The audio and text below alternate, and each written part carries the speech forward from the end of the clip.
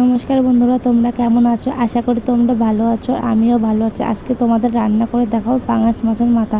তার জন্য আমি মাছগুলো ভালো করে ধুয়ে নিয়েছি।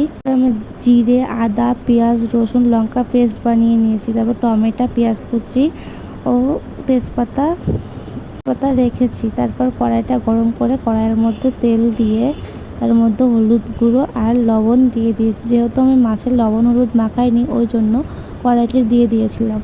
তারপর একে একে মাছগুলো সব দিয়ে দিলাম। মাছগুলো ভাজা ভাজা হলে উল্টে নিলাম। এই পিঠটাও ভাজা ভাজা হলে মাছগুলো সব তুলে নিলাম এবং আমার সব মাছ ভাজা হয়ে গেছে। তারপর আমি ওই তেলের মধ্যে জিরে দিলাম। তারপর জিরেটা ভাজা ভাজা হলে ওর মধ্যে তেজপাতা দিয়ে দিলাম। তেজপাতাটা একটু নাড়াচাড়া করে পেঁয়াজ কুচি দিয়ে দিলাম। পেঁয়াজটা একটু ভাজা ভাজা হলে ওর মধ্যে করে রাখা মশলা দিয়ে দিলাম। মশলার মধ্যে নুন, স্বাদ মতো ও হলুদ গুঁড়ো দিয়ে নাড়াচাড়া করে কিছুক্ষণের জন্য নাড়াচাড়া করে নিলাম। তারপর যখন তেল বেরোলো তার উপরে আমি টমেটোগুলো দিয়ে দিলাম। টমেটো দেওয়ার পরে ওটা একটু নাড়াচাড়া করে ওর মধ্যে আমি ভেজে রাখা মাছগুলো দিয়ে দিচ্ছি একে একে। তারপর মাছগুলো একটু নাড়াচাড়া করে নিলাম এবং 1 মিনিটের জন্য ঢাকনা দিয়ে রেখে দিলাম। ঢাকনা খোলার পরে মশলাগুলো একটু শুকিয়ে আসবে।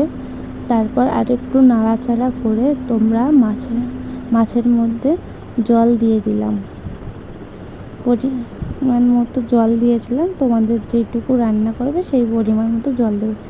জল দিয়ে ঢেকে দিয়ে ঢাকনাটা তুলে আর একটু নাড়াচাড়া করে নিলাম। তারপর তরকারির মধ্যে আমি লঙ্কা গুঁড়ো দিয়েছিলাম। তোমরা চাইলে দিতেও পারো, নাও পারো।